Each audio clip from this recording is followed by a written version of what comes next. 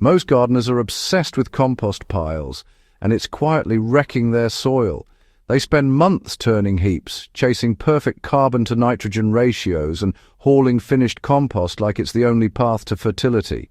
Meanwhile, their beds stay compacted, biology stays shallow, and plants stall out mid-season. I've watched this mistake play out in backyard gardens, raised beds, and even hybrid hydroponic systems, and the pattern is always the same. Too much effort spent processing organic matter before it ever touches the soil. The forest doesn't do that, and it's why forest soil runs circles around most garden beds. If you want to grow better food, stop trying to finish organic matter before the soil gets it, and start feeding the soil the way living systems actually work. This video is about the forest floor mulch method that builds soil without composting. And yes, I've tested it hard enough to trust it. If you care about real results instead of garden myths, subscribe now, because this channel exists for people who actually grow food and want systems that work year after year. Most compost advice is, well, actually backwards once you understand how soil really forms.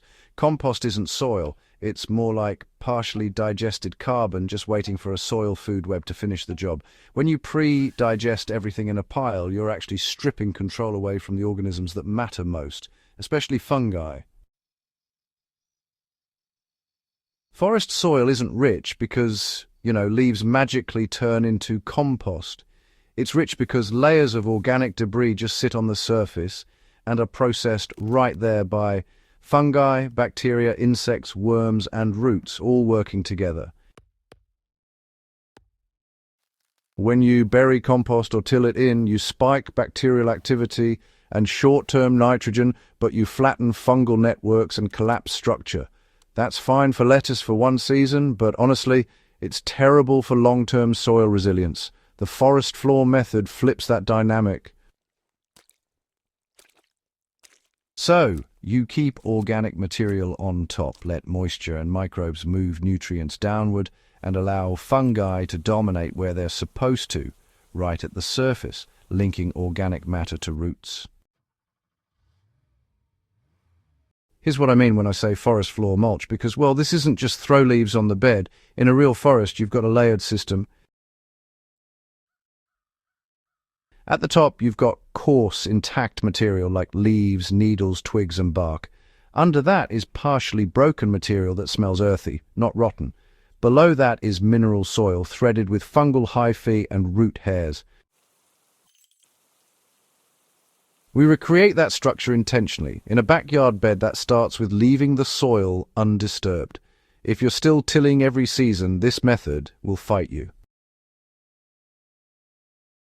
On top of bare soil, I lay down roughly 3 to 4 inches of mixed carbon shredded leaves, chopped straw, wood chips, no larger than a thumbnail, and whatever garden residue I have. I don't worry about ratios the way composters do. What I care about is texture diversity. Flat leaves mat, chips create air gaps, straw bridges moisture. Together they regulate temperature and oxygen. Then I add a thin nitrogen bridge, not mixed in, just dusted over the surface. This might be a ½ inch of grass clippings, a light sprinkle of alfalfa meal at roughly 1 cup per 10 square feet, or even diluted fish hydrolysate sprayed directly onto the mulch. This is where people panic about nitrogen lockup, but lockup only happens when carbon is mixed into soil, not sitting on top. The nitrogen feeds microbes at the interface, not your root zone. Water is not optional here. Forest floors stay damp. After laying mulch, I water until the entire layer is moist but not collapsing. In dry climates, this matters more than the materials themselves. Within weeks, you'll see fungal threads stitching the underside of the mulch to the soil surface. That's the engine. That's soil formation happening in real time. Raised beds respond even faster to this approach because they already have defined boundaries and better drainage. In a 4x8 bed, I'll use about 4 cubic feet of mixed mulch to start the season. I don't remove it when planting. I part it, plant through it, and pull it back around stems, leaving an inch or two gap to prevent rot. Over the season, that mulch collapses by about half, and that's not failure, that's conversion. One of the biggest lies in gardening is that soil fertility comes from what you add once. Fertility comes from continuous inputs. In forests, material falls year-round.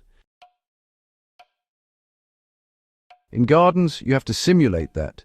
Every 3 to 4 weeks, I top up with another half-inch of material. Kitchen scraps get buried under the mulch, not composted separately. Crushed eggshells, spent coffee grounds, even weed tops go right into the system. If it grew there, it feeds there. Now let's talk about crops that scare people, like heavy feeders. Tomatoes, squash, corn. These plants don't suffer under forest floor mulch if you understand timing. Early in the season, I'll supplement with liquid feeds. A simple fish emulsion at 1 tablespoon per gallon every 2 weeks keeps plants moving while biology ramps up. By mid-season, I stop feeding entirely. The soil takes over. In beds I've run this way for 3 years. I've reduced external inputs by over 70%, and yields went up, not down. You know, hydroponic growers usually think this has nothing to do with them, but honestly they're wrong. I actually run hybrid systems where plants start in cocoa or perlite, then finish in beds. Plants grown over biologically active mulch, well, they develop thicker roots, better nutrient uptake, and experience fewer deficiencies when transitioned.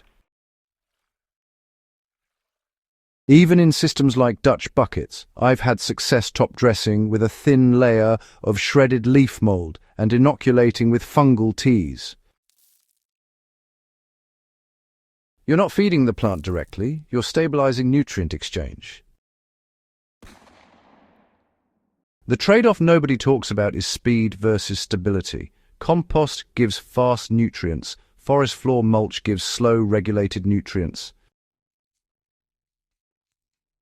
If you're chasing quick fixes, this method will frustrate you. But if you want beds that get better every year, it's unbeatable. I've dug into beds after 5 seasons of no compost, no tillage, and only surface mulch, and found dark, aggregated soil 6 inches deep that started as lifeless fill dirt. Pests and disease shift under this system too. You see, slugs tend to spike in the first year, but then they drop off as predator populations establish. Fungal diseases also decrease as plants become nutritionally balanced. Weeds become easier to pull because, well, the soil stays loose. None of this happens if you keep resetting the system with tillage and compost dumping. The biggest mistake I see people make is being neat. Forest floors are messy. If your bed looks like a magazine spread, you're probably underfeeding it. Let mulch touch, overlap, decompose unevenly. That irregularity creates microhabitats, and microhabitats create resilience. So, this isn't a hack. It's not a trick in the gimmicky sense, you know. Really, it's about aligning your garden with how soil has always been made. Compost isn't wrong, but honestly, it's optional. Living mulch systems, though, are not. If this approach makes sense to you, and you care about growing food that actually improves the ground it comes from, well, go ahead and subscribe to the channel and share this video with someone still stuck turning piles.